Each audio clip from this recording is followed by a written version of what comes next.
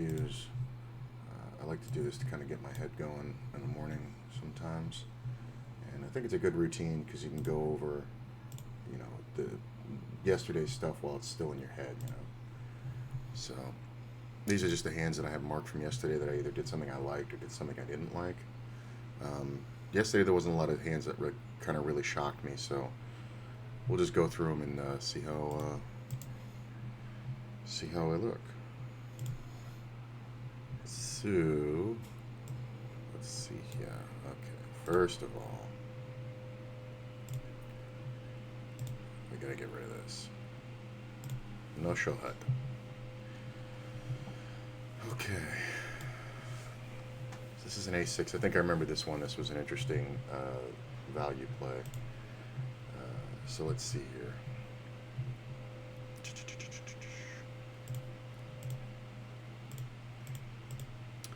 Okay, so player limps. I remember this player was limping pretty much like 40% of the time. He had a super high VPIP. He would raise the hands he wanted to flop or limp the hands he wanted to flop and raise the hands that he had that were good, which is maybe the complete opposite thing of what you want to do, which is let people know exactly what you're doing all the time. So I think you guys are mostly smart enough to realize not to do that. Let's see what happens. So I just call with the ace-6. I could raise with it technically, but ace-6 is the worst suited ace in the deck, so I don't really. At this point in the tournament, it was like, I was only at 17 blinds and it was kind of fragile. So if I had like 25, I probably need like 30 to raise it because of this stack behind, because I want him to not be able to feel like he can just threaten me because I'm short, but whatever.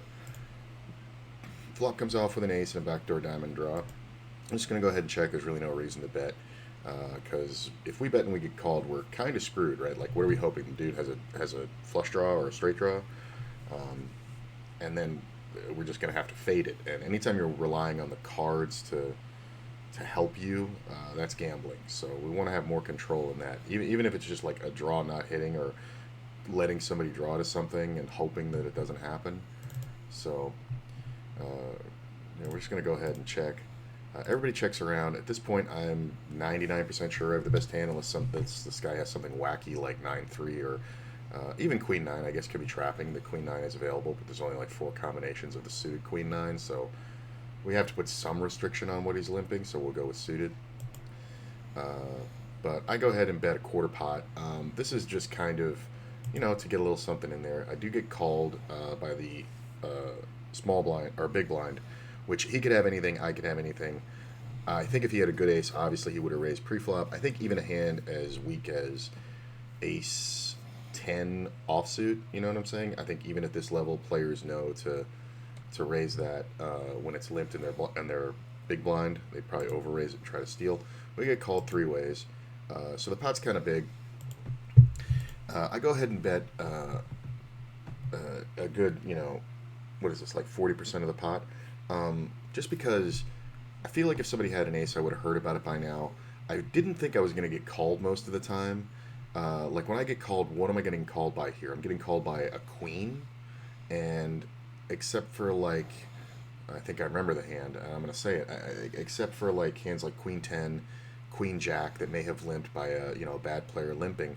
There's not too many queens out here. I think even King Queen, I think people know to raise that. So there's not a lot here we can get called by, right? So I'm doing it basically for value and to not get bluffed. So this is not a blocker bet, but like if I check it around and this guy bets 7 blinds, that's kind of way too much to call off with a hero call over here with just a bluff catcher. So I like it. Plus, it is a value bet. I do think I have the best hand. The only time I think the rug really gets pulled out from under me is if somebody has exactly 10 jack, which could very well happen here with this guy's hand. But, he's going to raise that. So if you bet here and they raise, you just fold. People don't really bluff the river enough. So remember that when you're making your bluffs on the river. I like to bluff the river. So he does call, and let's see here. How does it show it? What is it? Yeah, Queen 10. There we go. So yeah, so he had one of the crappy hands, and it's good information here that, like I said, the player's limping everything. So any two broadways, offsuit or suited, like no requirements here. And this player got up to a big stack by hitting two pair on somebody, and then he just pissed this all away. Like he had because he had no hand requirements. He can't rely on the deck. That's the thing. All right, let's go to the next one. We'll try to do these a little quicker. I'm just explaining my thought process. Okay, this one's pretty goofy. It's a big blind hand, and the same player is limping again. This is before the last hand, I believe. And we flopped the open ender, which is always awesome. And I don't have many chips, so I'm looking to make stark moves. Now, if I just straight jam here, uh, pretty much it's going to look like a 7, right? Or a 4. Not even a 7. I think a 7 tries to check raise because it is top pair, something like 8-7, 9-7 when you're this short. But I think like a 4 does it. I think it also looks like a draw a lot. So I don't want to announce that I have like almost a nut low over here. So I check.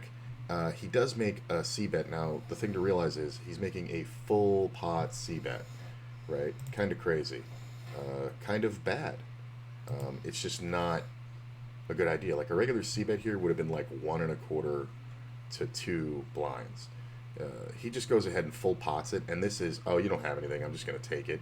It's an overplay. Or it's the very rare occasion where he has limped something monstrous like kings because he wanted me to jam pre-flop. But that's monsters under the bed. So at this point, because this is so weak,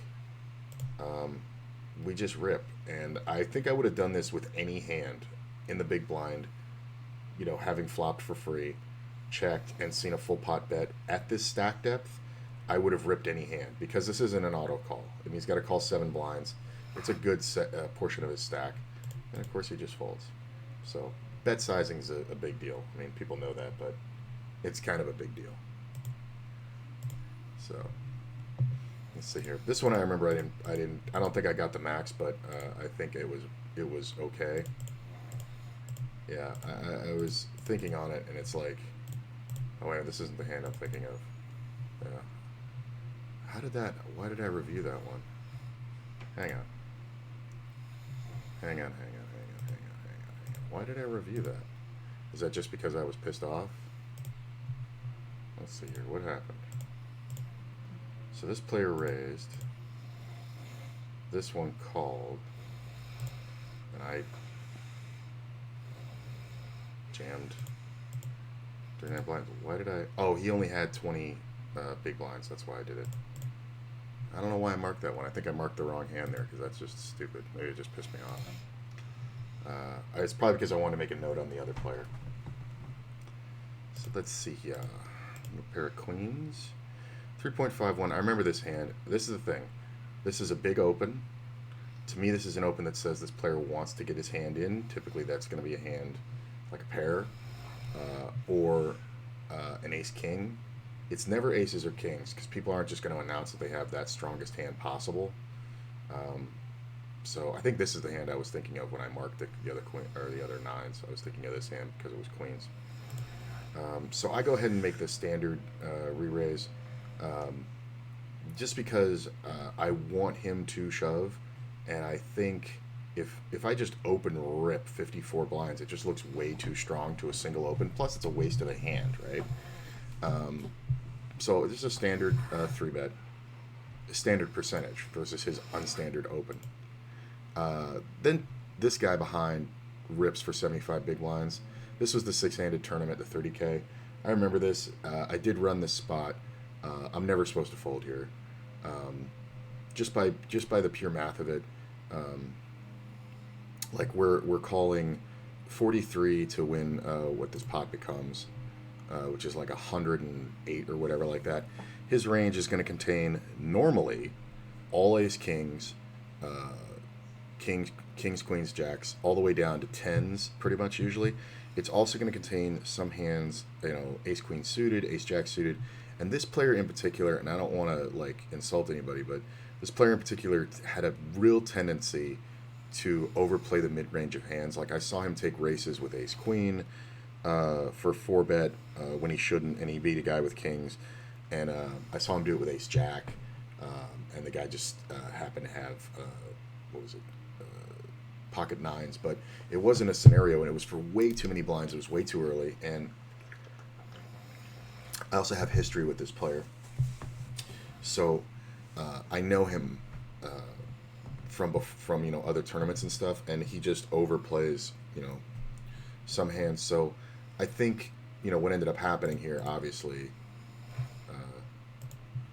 is he's going to roll the aces on us, right? But that's what happened this time.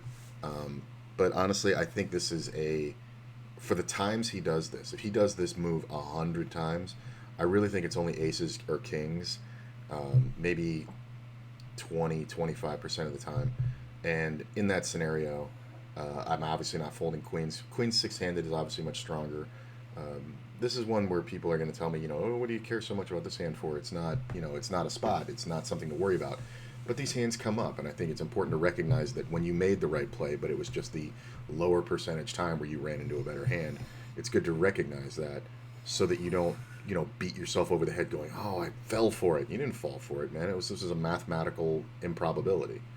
But it was, I was calling off 43 blinds to win the pot of about 114 blinds. Obviously, I have that equity, versus any hand other than aces or kings. It just so happened to be this way. So, 43, that's, like 30%. So, not bad. Usually if it's a flip, I'm printing. I love that spot. That is a fun one. I think I remember this one. I limped. This player raised out of the big blind. His raise is kind of small. If somebody limps on you, you should probably raise to 3.5. But this player's on a short stack, so he's kind of...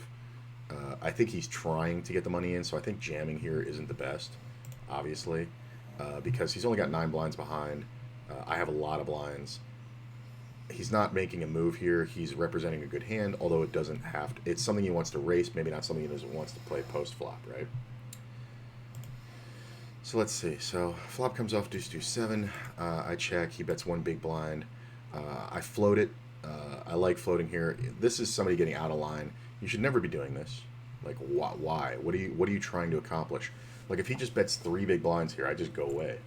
Like, but this is just, I want to take the least risk possible. So then a deuce comes off. I check. He bets another big blind.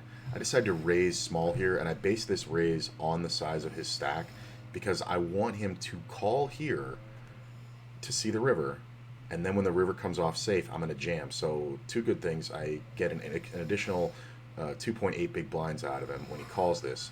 It also looks super strong. It looks like a 7. It just looks like a 7. It's supposed to look like a 7. So as long as a card queen or higher doesn't come out, I'm going to jam the river. And if he has a hand like, Jack King, a Jack comes off, I'm just going to lose. But it's so little to risk on the end to set up this bluff. This is why I floated the flop. Floating the flop, leading the turn, I don't think is anywhere near as strong. Like, I could lead the turn for his stack here, and I think I'm likely to get called by ace-king. But if I float the flop, check, and trust that he's going to bet, and then raise the turn, now it's like I have it super nutted. Like, I might even do this with a deuce. Like, this might be the best way to get the money in with a deuce. Now, my river bet would be different with a deuce. But he just folds because it looks like a 7. And I think it's good to think about hands this way. Like, probably has, he's probably doing a thing where he's like, I can't ever check because I don't know how to check. People think checking is weak. It's not. You can set up plays like this. And this is a good one. This is one that I really liked. So let's see here. So the pot just went down and went to me. Let's see here. The ace-queen. Make a standard open to 2 big blinds. I get 3-bet. I remember this one. This guy had been 3-betting me so much. I'm actually going to show the HUD on this one.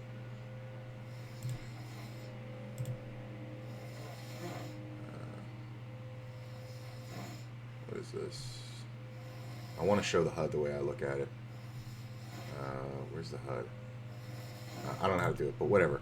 So his VPIP is 42. I mean, we don't have that many hands on him, only 34. Like I said, I lost my database.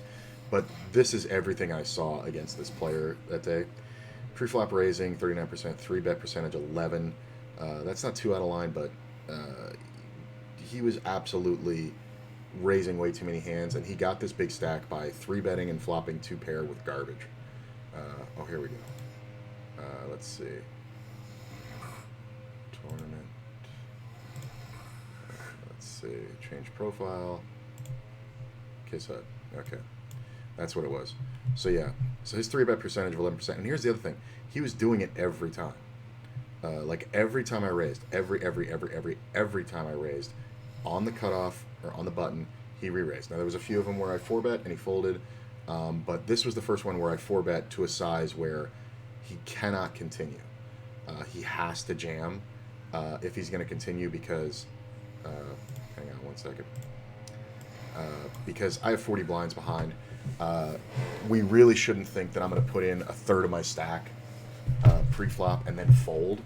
Honestly, I thought about just straight ripping it in his face, but I didn't want to make a decision with pocket, 9s or 10s easy.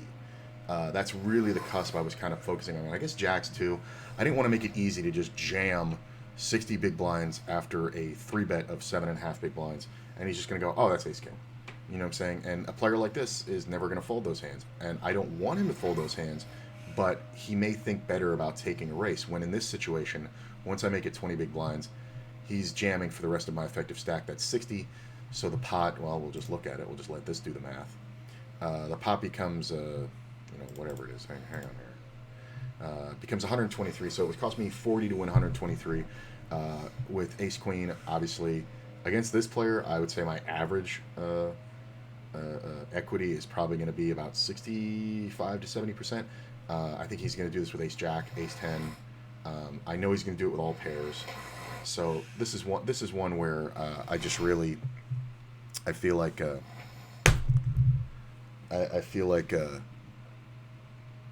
I'm absolutely printing money by this spot. And at this point in the tournament, it had been a long time, and this was a key pot. And I think these are the races that win you tournaments. Like, take these. Don't wait till you're down to 15 big blinds and then take a race with your pocket fucking aces, because woohoo, you're still screwed.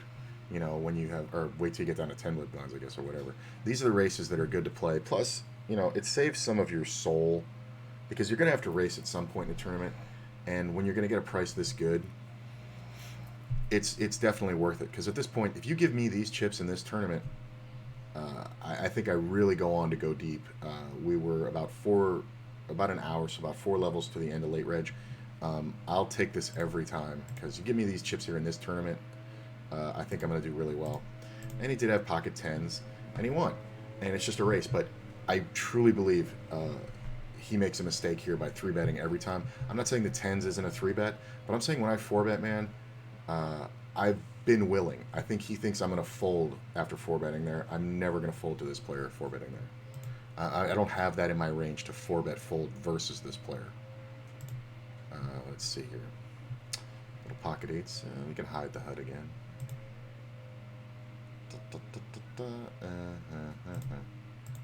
Let's see here, because the HUD's not really useful today, just because I don't have enough stats. Like I said, it's gonna take months. So pocket 3s, I do just call it out of the small blind. That's fine.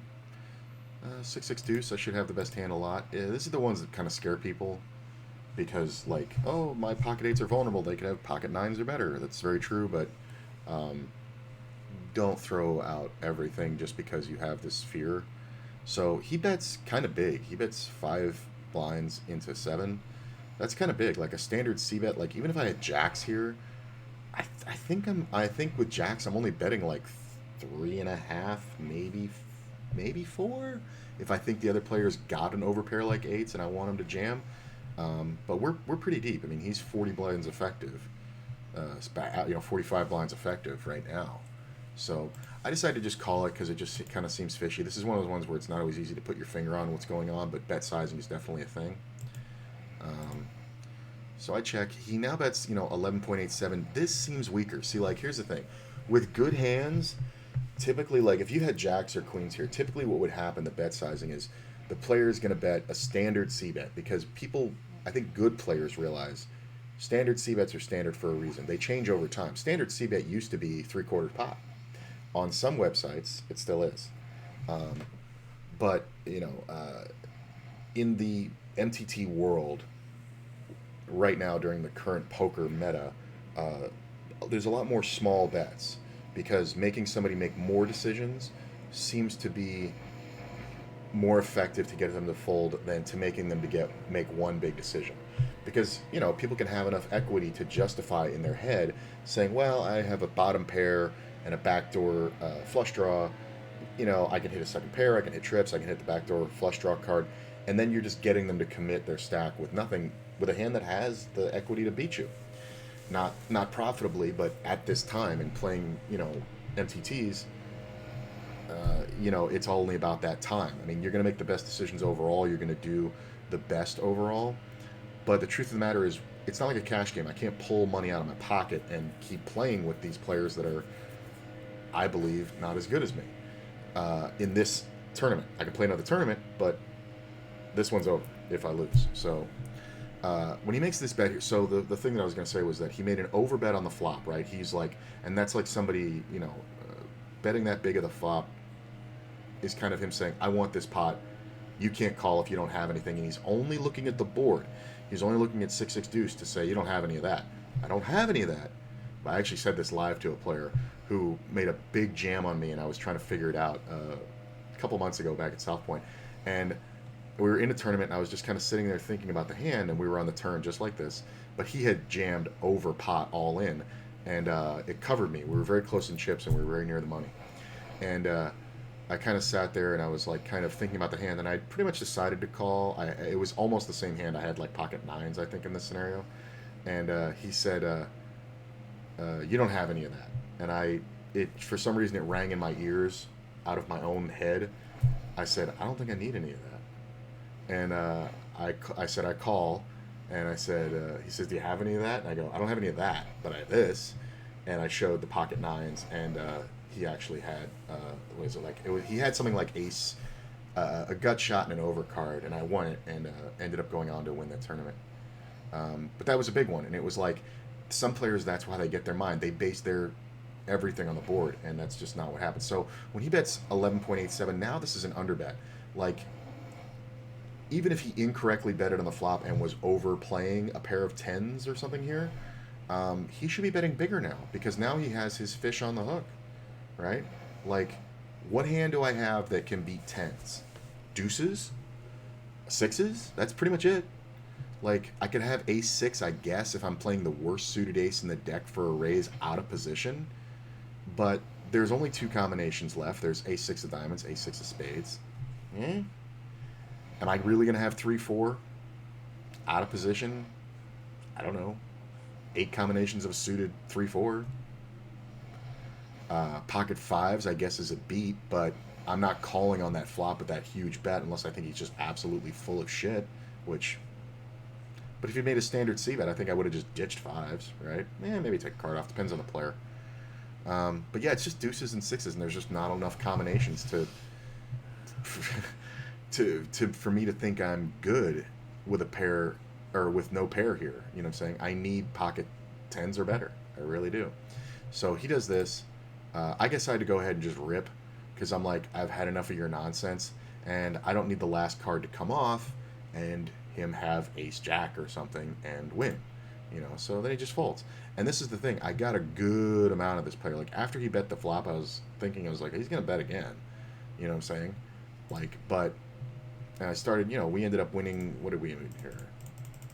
75 to 25 blinds by letting him bet twice and then jamming him off of it. That's how you get value out of these small pairs, plus if we check raise the flop, we're probably getting called. Right? Now, sometimes players will be like, oh, well, I wanted to race it anyway, so they'll just get the money in on the flop with ace-king here. Because they're like, I wanted to race, and I still have 2 cards to come, but once you get to the turn, they're like, nah. So, good value. Ended the pot when it was still safe for me. Little pocket sixes. We see a raise. Oh, this was a weird one. I remember this. Player raises out of first. I just call. Calls out of... small blind, or big blind, excuse me. This player bets small. I decide that in a 3-way pot, if you had a good hand in a 3-way pot, this is a scenario where you're going to bet bigger in proportion to the pot. So like, let's say I had, I'll give it a small one, ace jack. We don't need to go queens, right? But if I had ace jack here, raising out of first, it's a little scary, right? But a lot of players don't fold ace jack in first. Kind of depends on how I'm doing, how the table is for me to play it. But ace jack suited can definitely open up in first. No three, no three bet. You can definitely be fairly confident that you have the best hand. So if I have ace jack here, there's two other players in the pot, man. The big blind, I don't need him sticking around with like his 4-7 garbage. So my thinking is always about the big blind. So in an 8 big blind pot, I'm going to be betting like 5, maybe 5.5, somewhere around, probably closer to 2/3 of this pot. So 5.5, 6, somewhere in there. Because I should have the best hand a lot unless somebody's flopped a set. In this scenario, when I have the best hand with ace jack here, somebody can have in the big blind jack 9. Bad players can have ace 8. Bad players can have, pocket 10s. So in a scenario like this where I've hit the top pair with top kicker, it's really, I'm just dodging sets, right? Like jack 8, I guess, can be in the big blind, but I'm not really going to be overly concerned with it. So when this guy bets super small, it's like, okay, if you guys don't have anything, I'm going to flick a bet out here. And if nobody has anything, they can't call. That's true, although people do.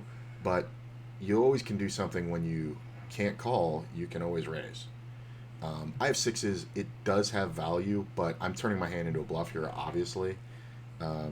Just because, there's 2 overcards. This player could have a pair. Like, it's very common for this scenario for this player to have, like, a pocket pair of, like, 7s or 9s or not so much 10s. 10s I'm going to have to, obviously do a little more, but they could have a pocket pair and just be like, jack. How often does this guy have a jack? So, we would go from there.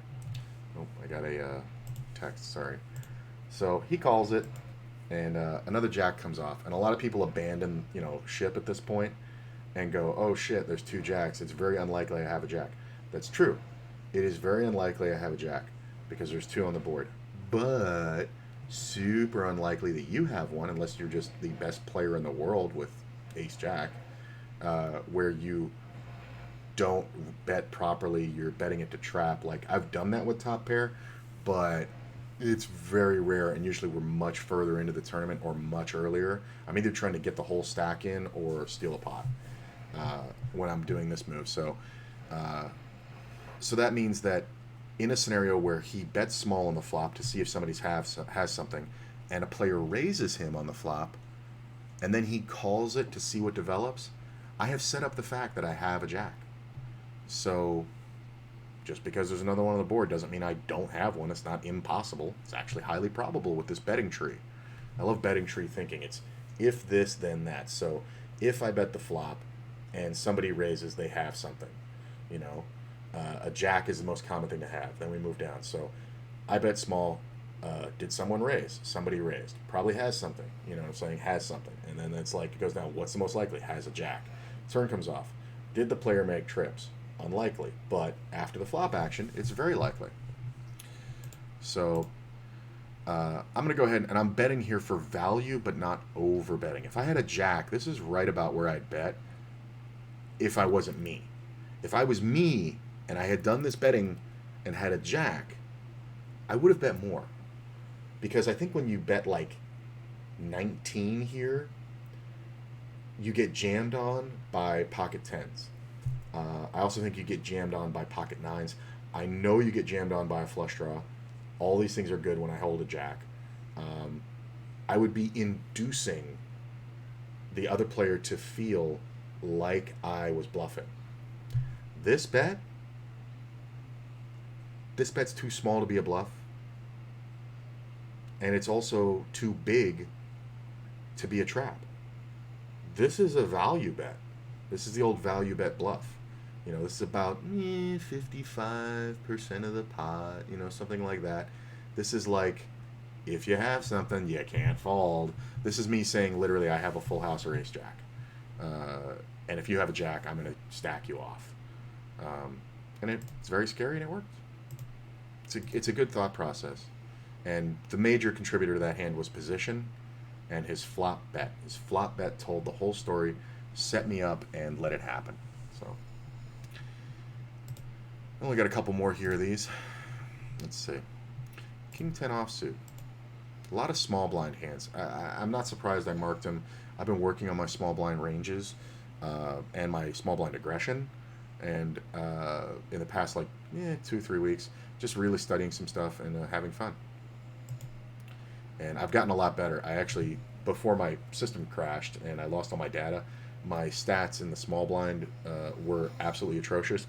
I had cut uh, the rate of big blinds per hour lost because everybody loses in the small blind. I had cut it by like 80% after studying for like 2 weeks. And I even took like 3 days. I didn't play any poker at all when my computer was working. I didn't know it was going to break at the time.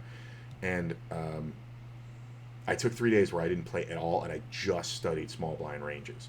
And I just, because I knew it was going to pay off, and I was playing a lot of Zoom poker, uh, which on ACR, I don't know if they call it Zoom, they call it something else.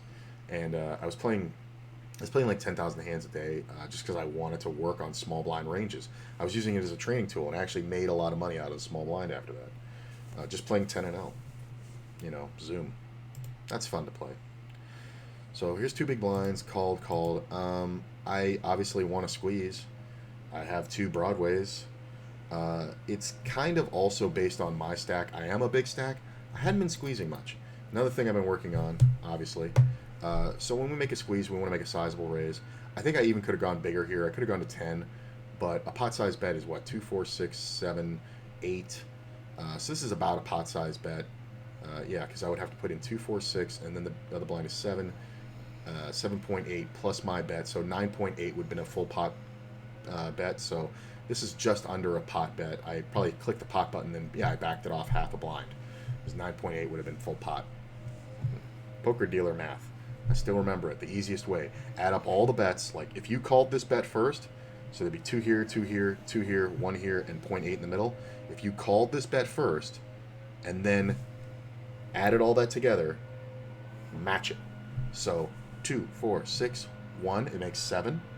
0.8 makes 7.8 plus my bet, 9.8, full pot.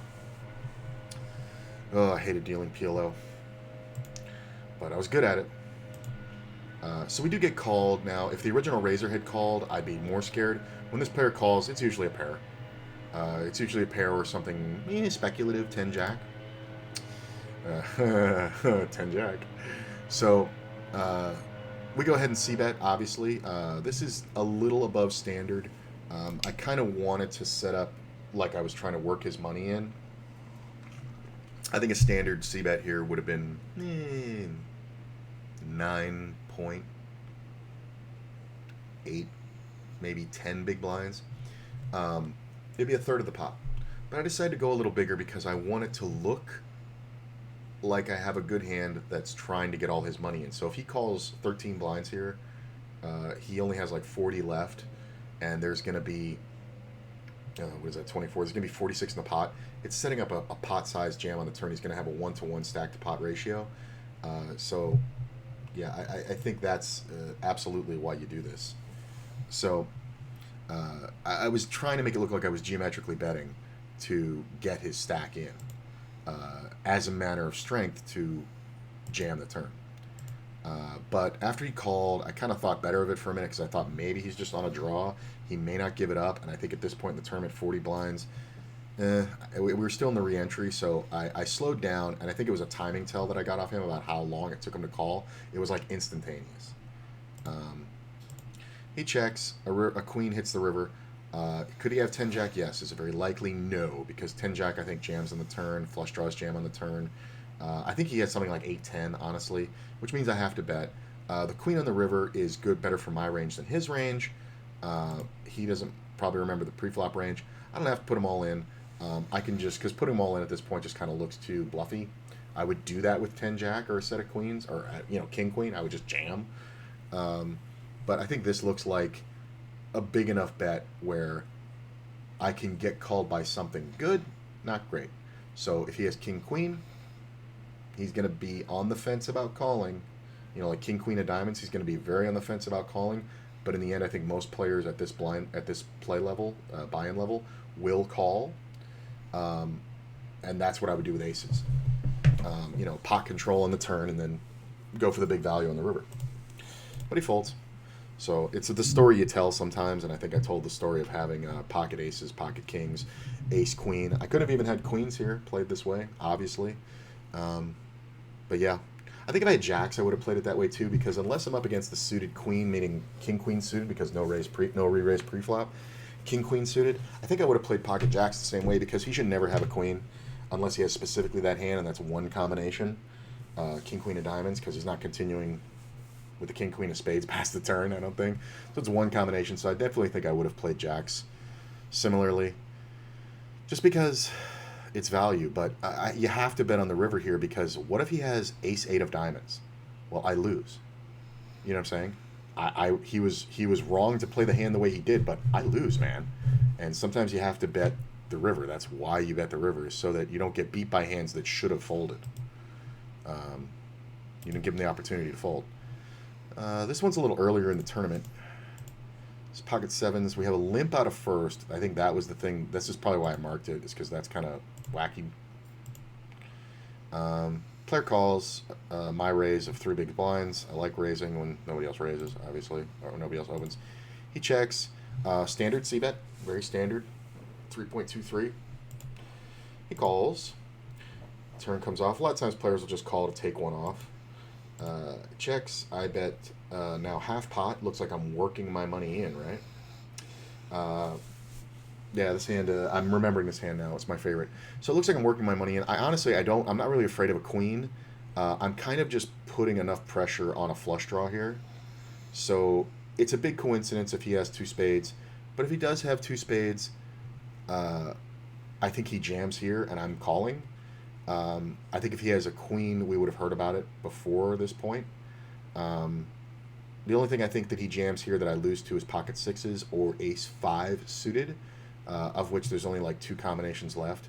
And plus he limped ace 5 out of first. A lot of players will raise that, but limp like, pocket nines, which is like wrong, but they feel better about it because they have that ace. So he calls, and then the river comes off, and it's another queen, and it is a spade. Thing to note, I was worried about the spade draw, but he insta-bets 15 big blinds. Now, the fact that it's not all in is scarier, because if you had pocket queens here and you wanted to get the money in, I think you just rip it, right? You just, if you had a queen here, like king queen, ace queen, he's not going to have ace queen, he limped it. If you had like queen jack, or queen 10 suited, like hands that bad players will limp in first, it's kind of crazy. This is how you would get the money in, is that, you would get to the river, you'd have the nuts, effectively, with a queen, and ripping right into somebody who probably just has an ace, right? Like, I'm going to have ace jack, ace king, ace 10 suited here a lot. Like, let's say you limp in first. I have ace king of spades, right? I have the ace king of spades. I'm going to raise. I'm going to raise bigger than I did. I'll tell you that. And then it goes around and we're heads up. I flop the flush draw and an overcard, or 2 overcards. What am I going to do? I'm going to bet. So you check. You have a queen. So you call me, right? The turn comes off. I bet again. I don't bet enough to really push you off a queen. It looks like I'm on the draw, right? So then you call with the 5, because what can I really have? Ace queen exactly? So you're calling with your king queen.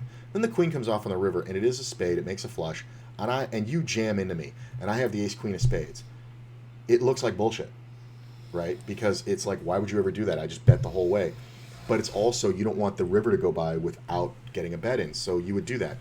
This bet is not a queen. This to me looks like this guy was going for that thing, where he was looking like he had a queen and was trying to get it in. But the truth is here, this bet is a guy I felt at the time, and I said it on stream, I felt at the time, this is a guy who has an ace and is trying to push me off a chop. Like, if I have ace king that's not the ace king of spades here, even if this is the ace king of spades, it's kind of hard to call with a double paired board with your flush. But let's say I have ace jack here and I've just been bluffing. Or I could have ace king offsuit. Maybe I had the ace king of hearts. You know what I'm saying? Something like that. And you bet into me now on the river. You're not all in. It looks like you're just trying to get paid. Like it's a value bet bluff kind of thing. I'd have to call 15 big blinds to chop 29. I've only lost, so far 11 and 7 after post flop. So or 11 and 8 post flop. So I've only lost like 13 blinds on this pot. I wouldn't call it a chop.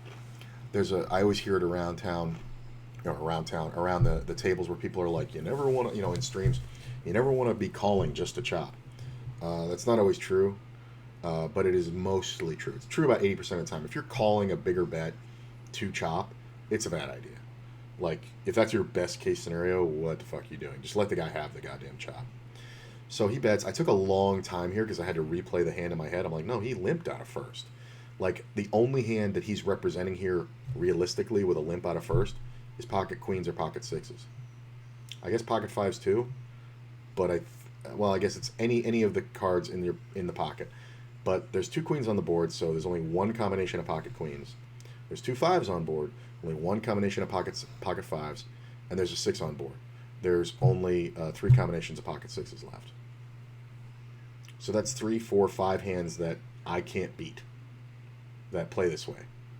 Out of the whole deck, out of 1,478 possible combinations of whole cards that you're going to get dealt pre-flop, right? It's 1,478 or 1,378. So I reasoned it out, and I said out loud, I'm like, yeah, I think this is just an ace trying to push me off a chop, and I made the call. And here's the thing to note, by the way. This is the percentage of the time I'm good. Use this stat in Poker Tracker. It's telling you, based on what's out here, you're good 75% of the time. I remember when I started going back and reviewing hands, how high this number was sometimes was shocking to me. It's because of the combinations of hands left that beat me. So 75-25.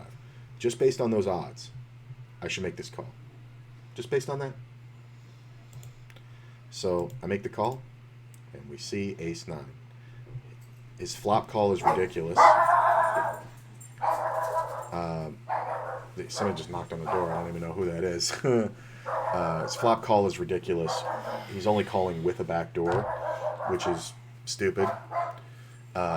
He picks up the flush draw on the turn. If I was him and I was in this scenario and I played the hand this badly, I really think on the turn I would go for the check raise. Because on the turn, if I picked up a flush draw and an overcard here, like, even versus ace-queen, it's hard to call if he jams 26 big blinds. If he just check jams here, I don't know if I can call with ace-queen. I definitely can't call with pocket sevens. And you have a flush draw and an overcard here, bro? What do you think you're up against? Unless you think I have exactly aces or kings or queens, I think the move here is to jam the flush draw on the turn, the check jam. That would be super strong. But no, he did this thing and decided to wait till the river. Some people think the river is the strongest play in the world. Oh, that's my, it's another piece for the stream. Thank you, baby. Mm-hmm. It's near the mic. So this is just a poorly played hand, and this is one that is going to work about in this player field, in this tournament. This was deep in the 4K yesterday that I did well in. I ended up like 23rd or something like that. This is going to work in that field probably 70% of the time, maybe 80. It's definitely going to work against pocket sevens. This exactly against pocket sevens is going to work probably 95% of the time in that field. If he did this against a different player with pocket sevens, it's just that I've seen it so many thousands of times and I've studied the spot that I know not to fall for this. Don't get me wrong, I've made this call and been way wrong too, just pocket sixes just right in my face. But like I said, those are rare combinations. So I think that's all the hands that I wanted to review today. I still got a little time left. I want to do about an hour or so. We've looked through this. Let's get this out of here. Hey, what are you doing, Poker Tracker? You're jumping all over the place. That just messed up the whole thing. What's going on? I need a new mouse. That's what that is. Okay. So now I want to look at what is going on here, bro. I think my battery's going low. There it goes. So what I want to do now is look at some poker quizzes. This is pokercoaching.com. It's Jonathan Little's site. If you don't know about this site, it's Well, here's the thing. It took me till I was more than 20 years playing poker and reading poker books and doing my own work to sign up for a training site. Um, and I reviewed them all, and this is the one I chose. And I pay hundreds of dollars a year for this membership, and it is worth way more. Um, it's already made its money back for me. I started this last year using this one. It's probably made its money back. Well, no, I know it's made its money back like 20-fold already. Um, and I think that happened like right away. So this is one of my favorite things about them is the hand quizzes. I'll do these in the morning just to kind of wake up my brain.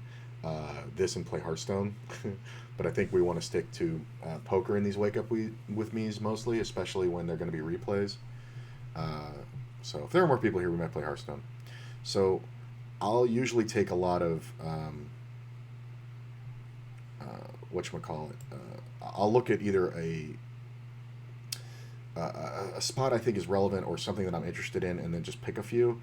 But a lot of times I'll just grind through these and just do, 10 or 20 of them. But I just want to do a couple. Let's scroll through. I love Matt Affleck. He's amazing. All their coaches are amazing, but there's some of them that just certain teachers resonate with your brain better, and he's one of them for me. But let's see. Well, what about the man himself? Where's Jonathan? Okay, here's Jonathan Little right here. So we're going to do that. I'm also going to play the audio if I can. Hang on a sec here. There we go. So I'm going to mute that. I'm going to play the audio for it and let them talk it out.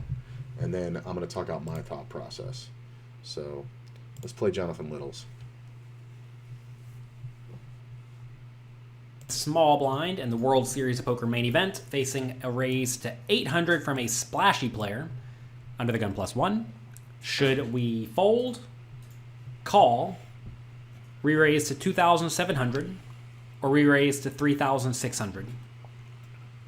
So now here's the thing. He's playing a version of this. Like he said, he's in a tournament with a big buy-in, whatever it was. This player is very splashy. They're super deep. Even though it is a splashy player and they're super deep, I do think I want to re-raise. And if they're going to see the flop a lot, I think I want to re-raise kind of big. These aren't my size choices. I think I would re-raise to 3,000, maybe 3,200 with the pocket kings. I am out of the small blind. I don't want to just call, let the big blind do something. He's a tight player, but he may recognize a good squeeze, and then we may lose this player. We re-raise and he falls. So I guess the best choice here is the 2,700 because I think 36 is too big. I probably would go like 32, but maybe 36 is right, but yeah, I'm just going to go to 27. With one of our absolute best hands, we certainly want to put in the re-raise. The question is, do we want to go to a size that will keep our opponent in with their entire range, like 2,700, or do we want to go a little bit bigger to 3,600 and just try to get lots of money into the pot? And normally I would be pretty against the 3,600 re-raise size because I think that's going to result in our opponent folding a ton. However, this is a different scenario because this is a splashy opponent who will at least perhaps or maybe likely call a big re-raise with perhaps their entire range. So normally I would not love a 3,600 re-raise, but if your opponent is loose and a calling station, then you very often do just want to re-raise a little bit bigger to extract more value. My default is certainly to about 3.5 times the initial raise when I'm playing deep stack. He said 3.5 times the initial raise is his 3-bet standard, right? So that's 800 times 3 is 2,400, plus 5 is another 800, so that's 2,800 would be the standard. From the small blind, but I could definitely see bigger, like 3,600, which is full 4.5x the opponent's initial raise. We do make it 2,700 this time, though, which I think is certainly fine. Flop comes 10, 9, 3. 2 hearts. I have no heart. Should we check, bet 2,000, bet 5,000, or bet 8,000? See, now these ones kind of trip me up usually because in the fields I play at, the buy-ins I play at, it's not. It's difficult because the psychology is a little different. This is a splashy player. He's going to have a lot of draws. It's a draw-heavy board. So I'd want to bet big to charge him to draw. And I know he's prone to. In that scenario, playing online, like at ACR, with a 6K pot, I would probably bet the full pot. Maybe a little less. Because one, I know he's going to make the mistake way too often of drawing. He may just jam on me with a flush draw or a straight draw, which is fine. When we get in against that and we're 66, that's awesome. 66%. You risk your tournament, but these kind of things, you're so deep with blinds here. This is early in the tournament, obviously. These players all have 100 plus big blinds. This is early, so we've gotten some chips early, and he's gotten some chips by being splashy. So we're playing for a lot of big blinds, and we're trying to reduce the stack to pot ratio, the size of our stack versus the size of the pot. So, if we have 10,000 chips, there's 1,000 in the pot. That's a 10-to-1 stack to pot ratio. If there's 5,000 in the pot and we have 10,000, that's a 2-to-1 stack to pot ratio. So it's easier to get the money in because it makes more sense. So my raise, or my lead here, would probably be, probably 5,500, somewhere in there. So I'm going to go with 5,000 just because I want to see how my philosophy plays against that. I do think there's definitely a case for overbetting, because when a splashy player hits on a board that shouldn't be good for the re-raiser, right? Like, if I have ace-king, I'm going to ace-king a lot out of the small blind. Plus, it looks like a squeeze out of the small blind, and then I overbet it out of the small blind. It looks like a lot of bullshit. But then again, bad players will overbet a pair of kings here. So I think the answer is 5,000. I would bet 5,500, but I think the answer here is 5,000 in this case. I don't think we're going to get called a lot. I think we're going to get raised a lot by draws and top pairs. So let's bet the 5,000. This is an interesting spot because this board connects better with a splashy player than it will with most other opponent types, because this type of player will have a whole lot of straight draws and top pairs and middle pairs, etc. So this is a spot where I think we should be betting relatively polarized. The question is this one of our best made hands or draws? And I think this definitely counts as one of our best made hands. It's always just a disaster if we bet here and get raised, but I think that's going to happen. Jonathan Little gets his hair combed by... Jonathan Little still gets his hair combed by his mom. That's getting my laugh emote. I totally fucking laughed at that. What's up, man? I was looking at this. I didn't see the chat. Good to see you, bro.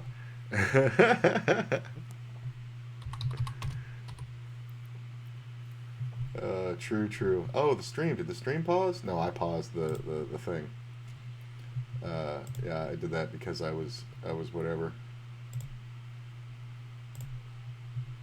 Why is that not working? Whatever. Yeah, man. True.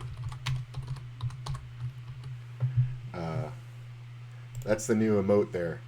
Oh, you get to see them first. Here's the new emotes. There's high, laugh, what, cup, and victory vape. Good to see you, man. Sorry, I didn't see you earlier. So yeah, what's up, McLovin? Yeah, Jonathan Little looks like a Lego man. His hair, I love him. I love the way he talks, though. He talks like, so we're gonna do this, and in this situation, we're gonna do this, and then we're gonna do this, and da da da. And he's so GTO. He was GTO before GTO was a thing. Although he does, he knows how to make the exploits. He's so friggin' GTO that he talks like a robot. Like, I love it because with my, dyslexia and shit like that, it works well with my brain. But I know a lot of people that talk about when Jonathan Little makes videos, they're like, I just can't listen to him because he's like, well, he's giving you the facts, and I'm down with that. And he believes in them so firmly because they're true by mathematically that he sounds like an asshole too, because he speaks like there is no argument here. There's no discussion. This is what the answer is, and he's right. You like the new emotes? Thanks, man. Appreciate that. Yeah, I made those 2 days ago. They just got approved. So hopefully we'll see those getting spammed. But I think they came out good. I just learned how to make emotes. It's crazy. All right, let's finish the hand, then we'll chat a little more. So we got the best answer for 5,000. We're going to let him explain. And he said all the things I said. Splashy players more likely to, have these hands in his range, so we're going to get raised and we're going to get the money in good. All right, let's see. Let's finish what he says. Let's go back a little bit here. And then see what he other says. Opponent types. because this type of player will have a whole lot of straight draws and top pairs and middle pairs, etc. So this is a spot where I think we should be betting relatively polarized. The question is this one of our best made hands or draws? And I think this definitely counts as one of our best made hands. It's always just a disaster if we bet here and get raised, but I think that's going to happen pretty infrequently. So I think we need to go for about a 5,000. I couldn't get a sub button back then. It was a different scenario on Twitch. I quit partially because I couldn't get the sub button. I was very bitter about it at the time. They didn't have the affiliate program. When I quit, they had just rolled it out, and they gave me affiliate like 3 days before I quit playing, before I quit streaming. But even then, it was just like, oh, here, you can make, you can be known as an affiliate, and you're on your way to getting a sub button. But now the rules on Twitch are different. Like, people can subscribe to me, and it pays the same as a partner. Like, I'm not even worried about getting partner anymore. And in all honesty, it was never the goal. I mean, it was a goal of Twitch to get partner. Like, as a new streamer now, I think the way that they have it set up, if you're a new streamer with average growth, I think you could set a realistic goal of getting your partner badge within 6 months, probably. Back then, Scott Ball was the only one, because I was poker. I was Twitch poker. Scott Ball was the guy. He headed Twitch poker. He decided who got it. That was the end of the story. There was no requirements. I knew players, players, but they were streamers who had a tenth of the followers, a tenth of the viewership that I had. They had no YouTube. Their streams looked like trash, but they were a friend of the dude. So they got the sub button. And because they got the sub button, they were able to get, when they got hosts from somebody else, they got a bunch of subs, man, and they made a bunch of money. And when you put that much time into something, and the only money that you're making is from donations, which are obviously really appreciated, it gets discouraging. Because it's like, yeah, the people that support you, but now it's like this platform is not viable. That's kind of the way I felt. So I was really bitter about it, and I still don't know why he didn't tap me. A lot of people told me back then that Scott Ball knew of me and kind of thought it was funny that I didn't have the sub button because it came up so much in my streams. I had streams of like, I mean, when I went to Canada, the streams exploded. I had streams of, 2,000-3,000 people, watching me. And like every fifth question was, I remember one time I changed the title of the stream to, I don't know why I don't have a sub button. Because the question just kept coming up and people wanted to do it. And people, they didn't donate $5 to me because they were like, dude, you should have a sub button. Here's $5. They didn't do that. Yeah, I remember that fucking nerd, Andy the Timid. Yes, Andy the Timid, that's right. Hey, what's up, Punisher? What's up, man? How you doing, bro? A little happy emote for you there. Yeah, Andy the Timid got promoted averaging 20 viewers back then because he knew Jay Carver. Right. Now, Andy actually had some good stuff. Missed my stories? Yeah, I do like telling the stories. My wife hates it. But she doesn't hate it, but she says I talk too much sometimes. Yeah, it's crazy, man. Yeah, I remember that guy, Andy the Timid. I was on stream when that dude got his partnership. I remember that. I was on stream. The dude got his partnership, and somebody sent me a screenshot. I was so mad. And I had to, like, swallow it. It was the best poker face I ever had. They sent me it, and they were like, what the fuck? They showed the sub button, and they had circled his viewers, 20. And they showed me the timestamp of when the sub button showed up. It was fucking brutal. But yeah, basically you had to be Scott Ball's friend. I was so mad at him for so long. Like, I'm still kind of mad at him. I don't know the guy at all. I hear he left Twitch Poker because that's not a thing. Hugrat screwed me with legendary flip stories. That's true. That's funny, McLovin. Yeah, yeah, that's fucking crazy. Yeah, Scott Ball, man. Yeah, that was really upsetting. After the Canada trip, not having the sub button, it demoralized me. Like, it was bad. Plus, I look back on that. I ran bad in Canada, which, that was a big thing, man. To go to Canada for 6 months, and then I didn't lose a ton of money, but I didn't win anything, really. Like, I had a few final tables, but for the volume that I was playing, it should have been so much more. I was really upset by it, and that's when the downslide happened in my mind, and I was like, "Fuck this! I'm not going to do it anymore." But I had a lot of anger back then. I had a lot of issues. I hadn't come out yet. Uh, we referred to it in the household as BCO and ACO. The person that I was before coming out and after coming out is a big difference. So, me and Courtney have had to work through our viewpoint of how I act, and like I surprise her now because she's like, "Do you want to do this?" Or, what do you think about that? And I give her an answer she wasn't expecting because it's ACO. It's a more open, enlightened, I have more access to my emotions viewpoint. So it's interesting, but it is very hard to go through in my 40s. Yeah. So he said everything I said, and let's see here. We'll keep going. I'm just going to talk because y'all are here, and these streams can have no delay because obviously I'm not playing any poker. So, doggy's being sweet. So let's see here. Let's keep this bets. Again, if the opponent is a little bit splashy, a little bit on the calling station side, then I definitely think a bigger bet will result in us just extracting more value. And I think that's going to be quite nice. This time, though, I bet 2,000. And I think this is actually This is what pisses me off about these things. He poses the question, says, "What's the right answer?"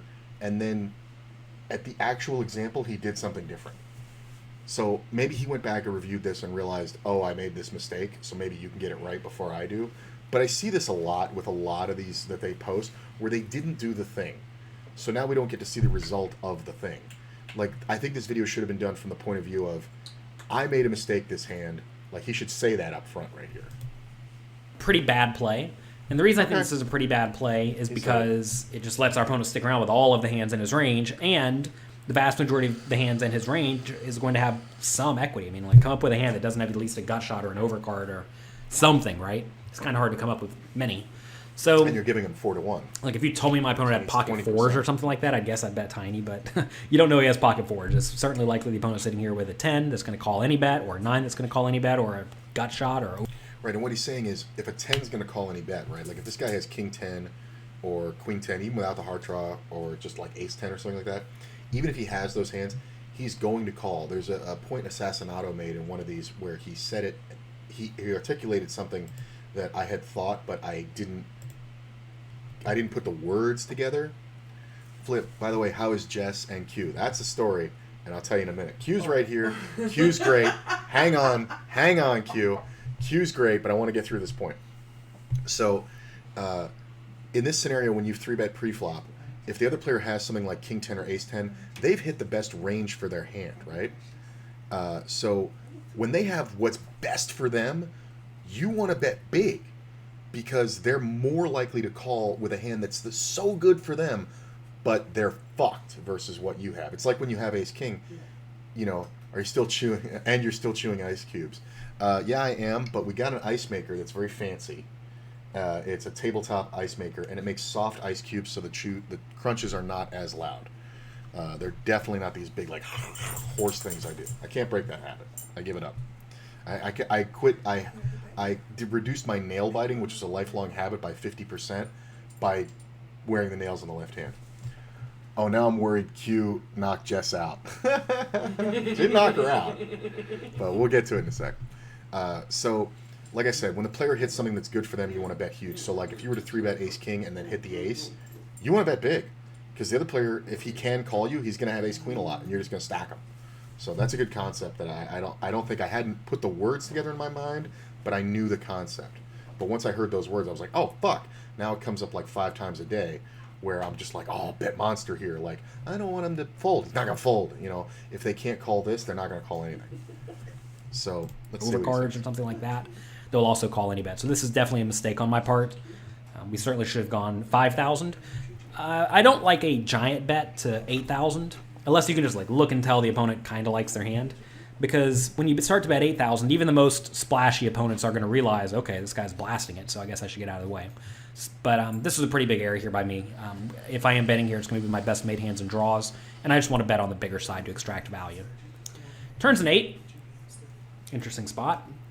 Should we check, bet 3,000, bet 6,000, or bet 9,000? Okay, this is a hard one.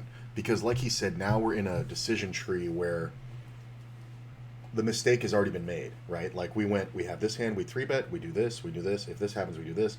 But then it diverged from the 5,000 bet. So now we kind of don't really know where we are. And the 8 is one of the worst cards for us. An 8, even a king is bad for us because Queen Jack, obviously. 9-10, 9-8, 10-8. All those hands beat us now. Or 9-8, but not 9-10 that beat us in the flop. So this is a super bad card for us. This is one of those ones where I'm kind of gaming the game, where I know Jonathan Little, the way his style's going. I think this is a check in real-time gameplay. I think he's going to say we want to keep betting small because we don't want to look completely vulnerable like we are. But I think a check accomplishes that here. I think a mistake, after you've already made that first mistake, is to bet bigger now, because now there's a much greater chance that this guy has made his hand or vastly improved. I don't know, though. I don't know what his philosophy is. I'm not going to be in this scenario because I'm not going to make that mistake of making the small bet. He said it was a massive mistake. So we're now reviewing something that's kind of out of my purview of knowing what to do, and it's also out of my need to know what to do, because it's like if you need to know how to correct for mistakes, don't make the fucking mistake in the first place. So honestly, this one kind of confuses me. I'm going to say, just for the points, I'm going to say he's going to say bet 3,000. Continue betting small, because this is now a marginal made hand. Normally, I think we would want to check this turn, and perhaps even against a splashy player, that is ideal. The 8 turn is quite good for our opponent, given they could easily have 10-8, 9-8, Queen Jack. I mean, for all I know, maybe Jack 7 suited, maybe 7-6 suited. Right.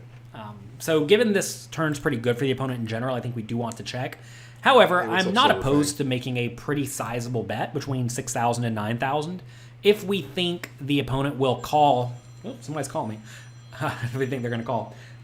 We should use that bigger size if we think that our opponent will call with all sorts of 10s and 9s and whatnot, right?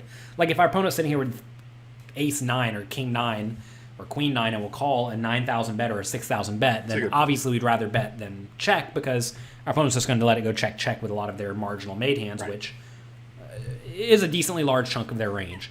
So I think in general my plan here is to check, but I think betting 6,000 is pretty nice. The fear with betting really big is that, like 9,000 or more, is that the opponent may start folding out even their pretty good marginal made hands like Queen 9, and I certainly want to get value from that. Right, that's the real problem with betting big, is that you're either totally fucked and getting called by something that beats you, or you're making him fold a hand that you can get value out of. So I see the point of betting 6,000 here.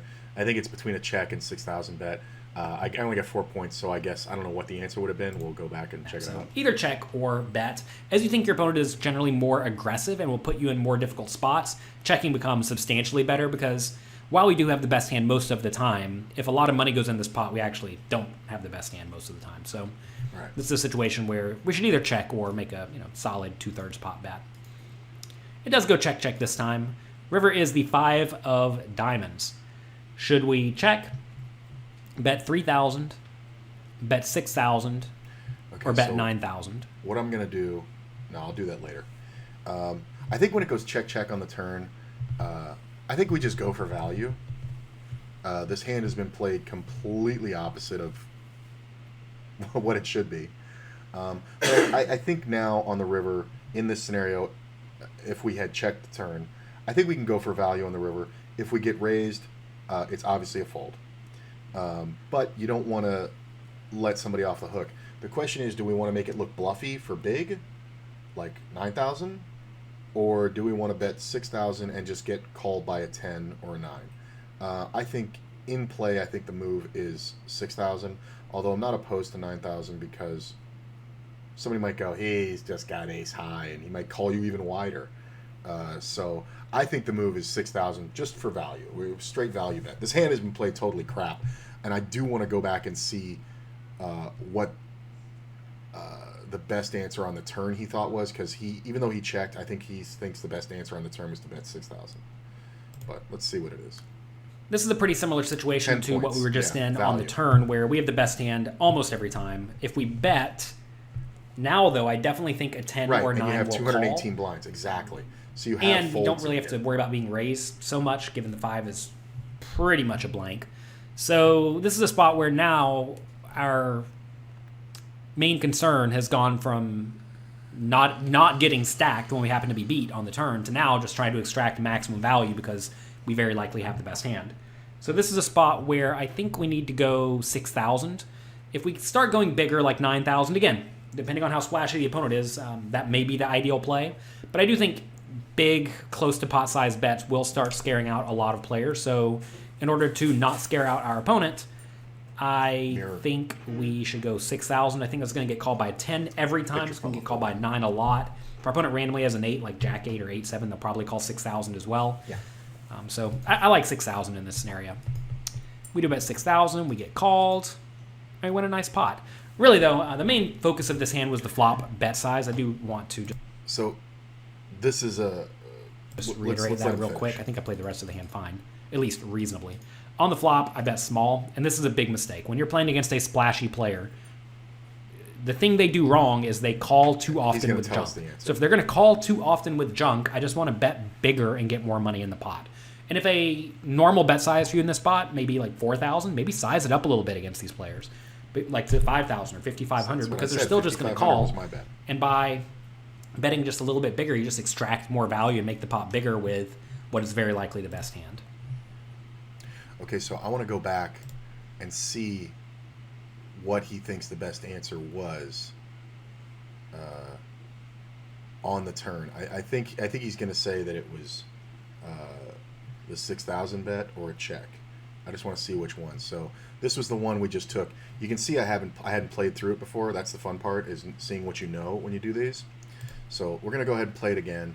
And here we have we pocket just wanna kings skip in the by it. small blind, and the this was the first answer. with one of our absolute best hands, we certainly want to put in the re-raise. The question is, do we want to go 2,000, bet 5,000, So or bet 8,000? we had said bet 5,000.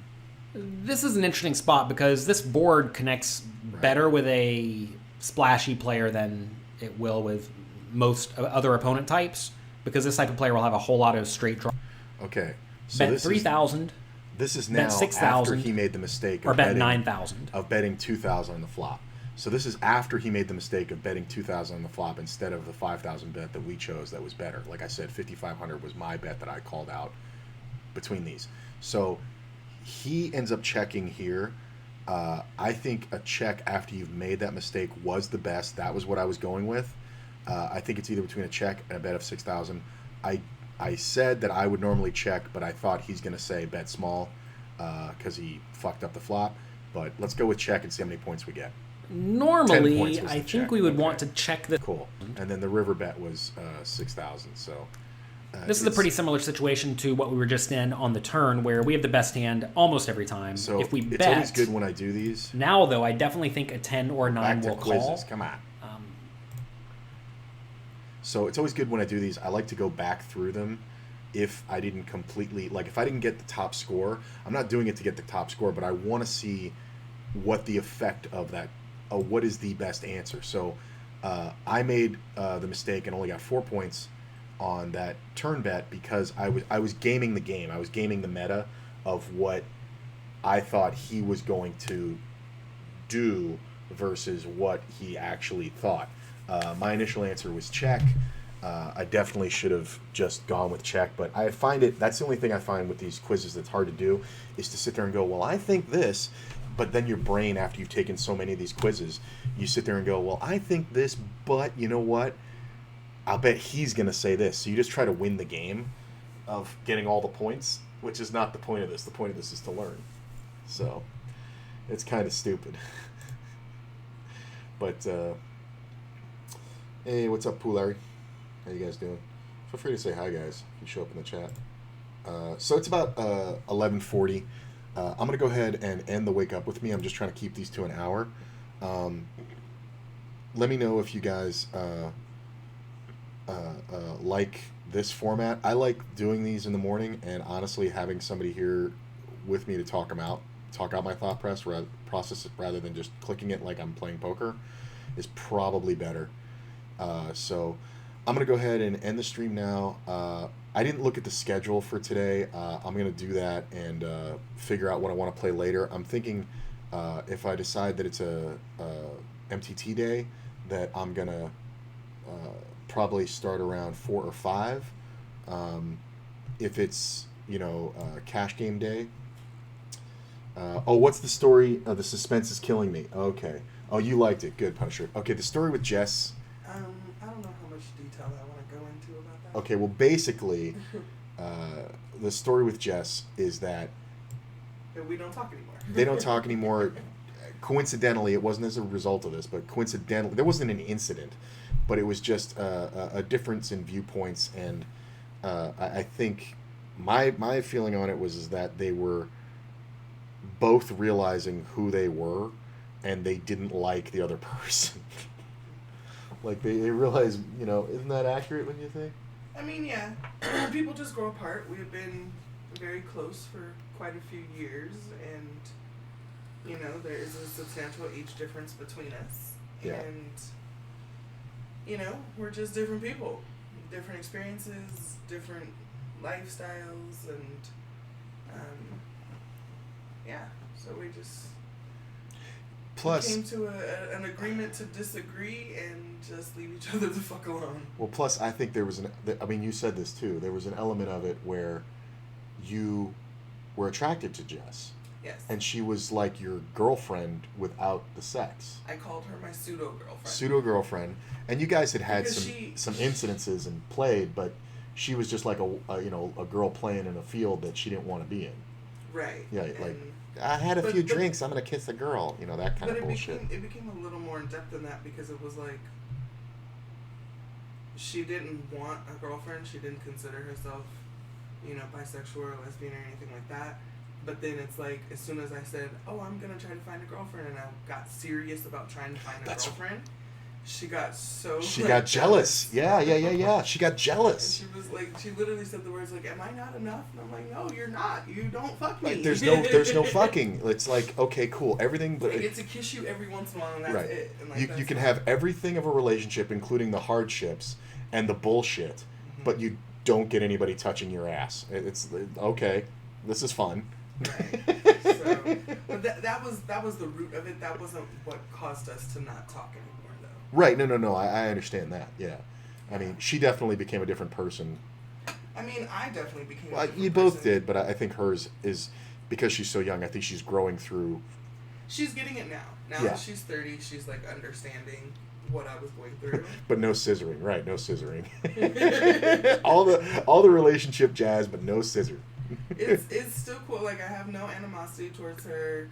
She's reached out. I've reached out. We tried to reconnect, but I've just come to the realization that that's not a person that I really need in my life right now. Yeah. I'd rather have my circle very small and have people that I truly, feel like support me in all my endeavors, and she's not a person that I felt truly supported me. So yeah, I am.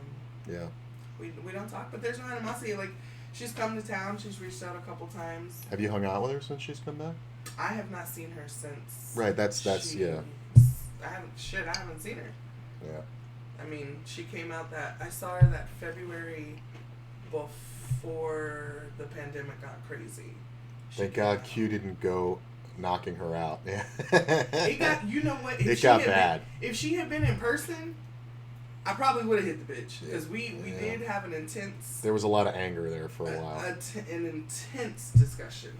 And if she had been in the same state, the bitch probably would have got hurt. But these are the conversations in my head that I always classify as brick walls, where Courtney goes, look, I just need to vent.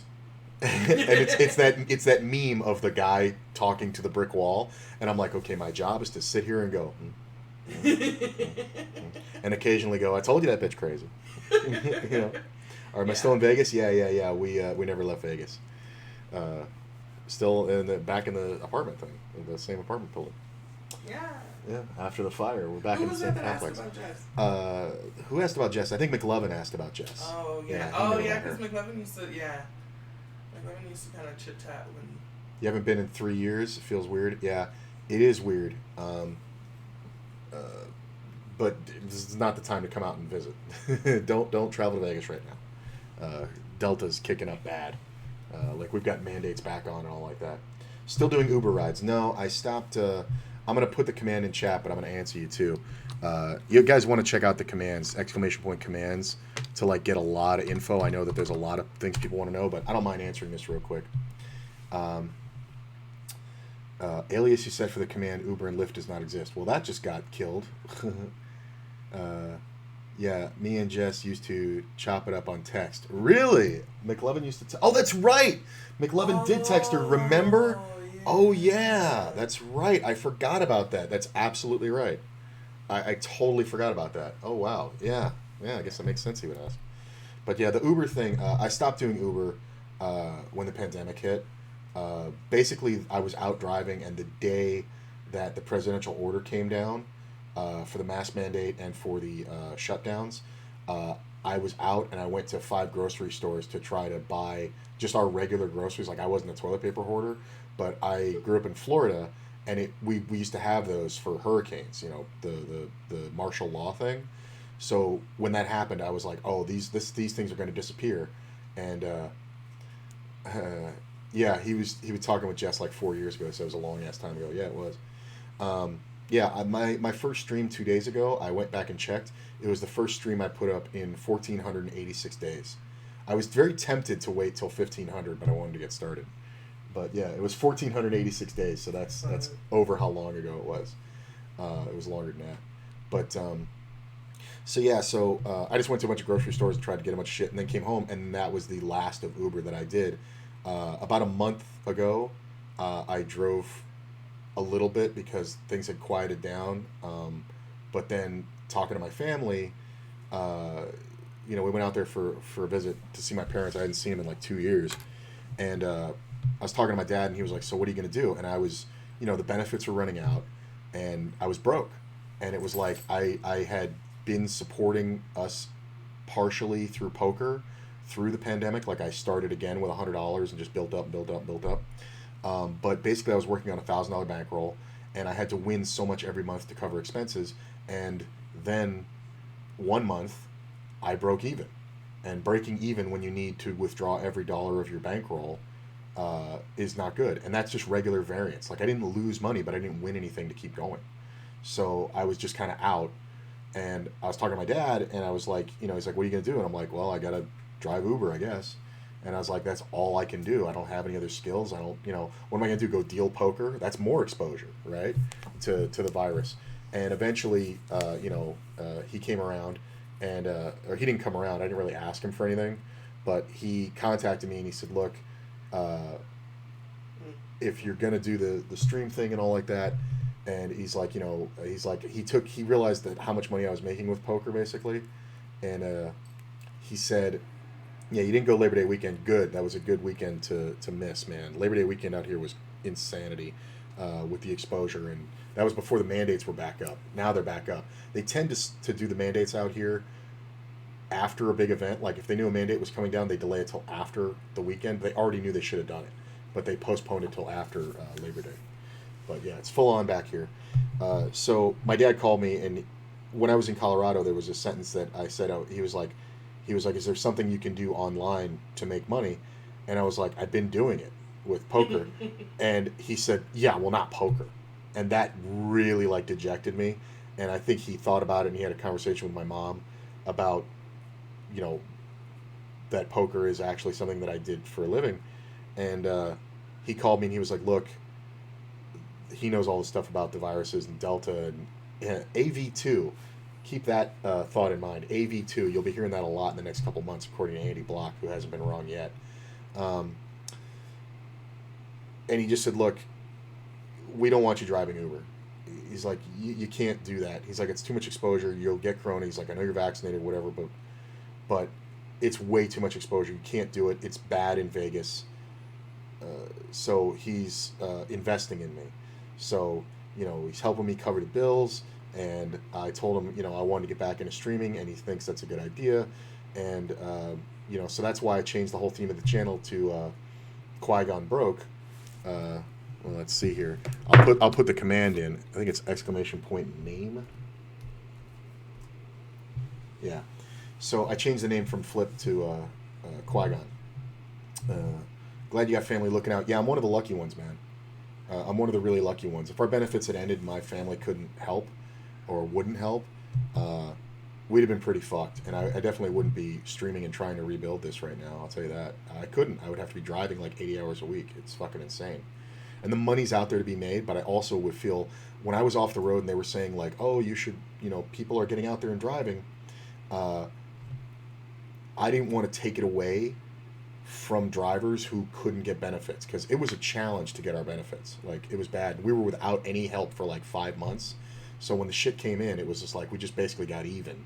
And then, it supported us, which was nice.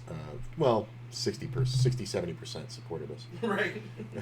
And I had to win the rest, which was fucking stressful. I was kind of not a pleasure to be around.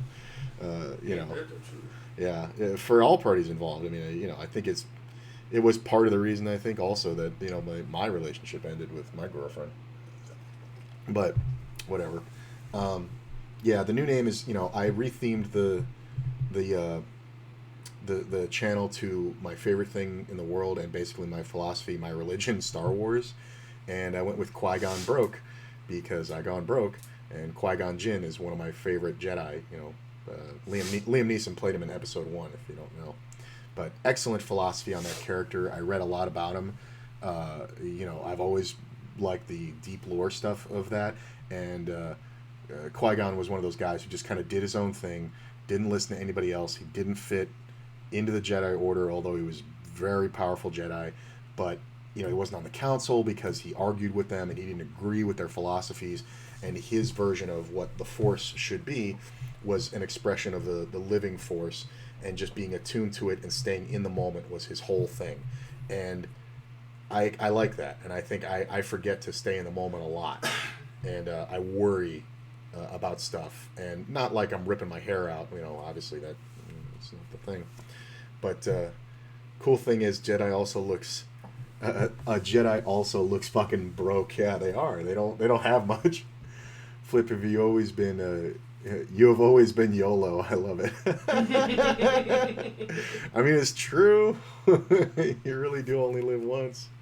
Well, this is actually my Star Wars Rebellion hoodie.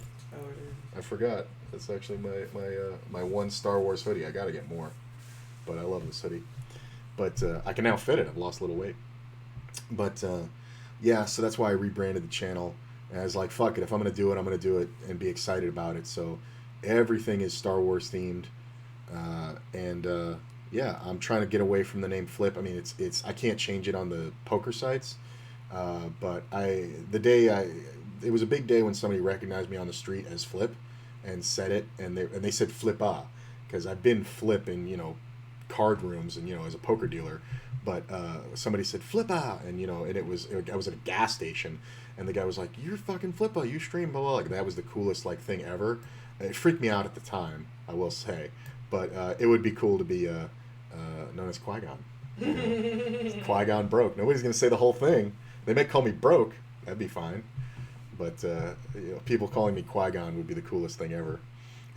So so that's the rebrand of the stream and the Uber thing. I got to fix the command. There was an Uber command that explained it. I guess because it's the word Uber, it got taken down. So I got to call it rideshare, I guess.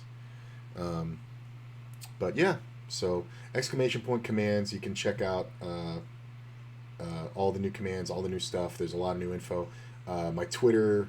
Twitter. I just started that Twitter for all the things, Nightbot. The command available for this is not available. Qui-Gon Broke commands. Why is Nightbot not working? Hang on. Let me bring up Nightbot. It might just be an issue. Hang on. Oh, I had to reauthorize. Okay. Let's try it now. Yeah. Okay. So it brought Nightbot up. Oh, it is working for you. Okay. Well, let me just see. ! Uber? Is that work? The alias set for this command doesn't work. Of lift does not exist. Okay, well, what about commands?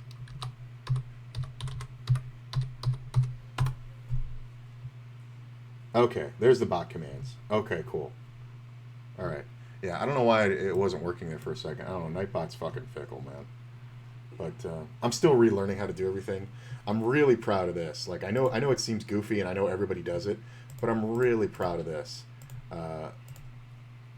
You know, being able to make emotes was something I had to learn 2 days ago, and I just basically spent 5 hours watching videos and figuring it out and editing these things. And I'm real proud of that because it's a new thing I learned, which isn't easy when you're have a On the spectrum. yeah, on the spectrum, have a learning disability, I guess. Is that what we're calling dyslexia? But yeah, definitely the spectrum thing. But yeah, so I guess that's it. Crazy husband. I Yeah, just well. realized you're crazy. I'm not crazy. You're fucking bad shit. Everybody else I is love just you. wrong. I just love you. I love you so much. All right. I mean, I say that because can I buy weed today? this is you had to look up pansexual. Yeah, I said you can Google it. I had to look at pansexual, but good for you, man. Yeah, basically the phrase of pansexual is hearts, not parts. So somebody asked me, what's my genital? Do I have a genital preference? Once, and I said yes. I prefer genitals. Yeah.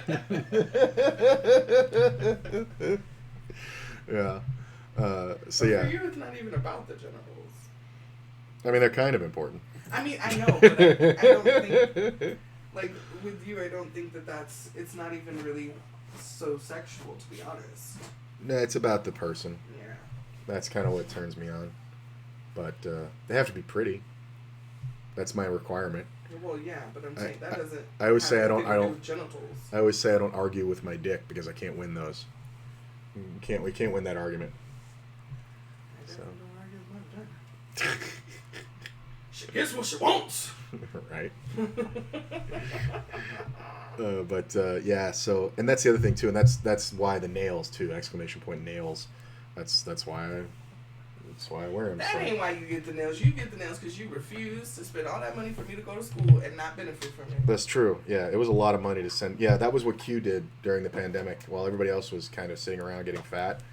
I was still sitting around getting fat, but Right. I also went to school. But she burned a lot of calories going to school, and it was brutal because it was the first class that they had where it was Zoom.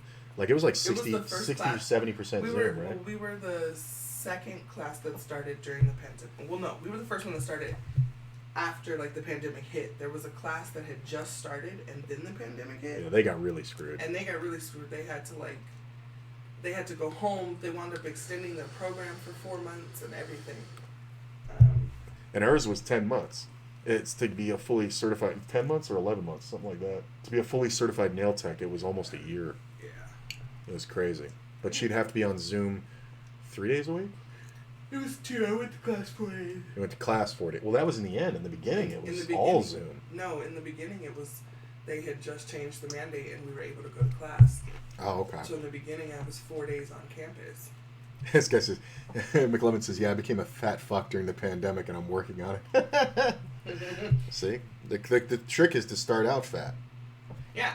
Then you don't become anything. I actually lost 17 pounds true. during the pandemic. The depression diet works well. You're just too sad to eat. You just sleep. Just sleep. It's a sleep diet. It's a sleep diet. Sleep and drink water, and that's it. And smoke weed. Smoke weed. Lots of weed. Smoke weed every day. Yeah, pretty much. You need to end that though, because you need to go to. I'm gonna have to go to. Yeah, I gotta go to the grocery store. I gotta get fruit and shit. And I lost weight. A whole lot of stuff went on past years that helped. Yeah, that's true. Nice. So I'm gonna kill the stream now. Courtney's got a doctor's appointment we gotta go to, and I'm gonna stream again later. I don't know when. I didn't get a chance to go over the day's schedule. I'm thinking I'm gonna do it around 4 or 5. Either way, at the latest, I'll start the stream at 5 o'clock. And maybe I'll just play like Zoom, or we can even do some more of this. Like I don't really care. It's like today doesn't have to be a play day. So yeah, so we'll see. So it was a lot of fun, guys, and I'll see you later. Subscribe to the Twitter. It's fairly blank, but new updates are going to come out there. I'm going to put out a lot of content. Starting a YouTube channel probably next week for this channel, where I'm going to cut stuff up and make videos and shit. That's like 4 or 5 hours from now, right? Yeah. 5 o'clock my time. So that's in 4 hours. That'll be at the latest. But I'll try to. I'll put something out on Twitter, and also you'll get the notification when I go live. So probably 5 o'clock or so. Flip, it's great to see your jolly fucking ass again. Thanks, man. I do get jolly when I stream. So all right, so I'll see you guys later, and yeah, it's great seeing you guys. Appreciate it. Oh, and you can always sub and get those new emotes that are so fancy. And we'll see you, y'all. All right, later. Where's the off button? You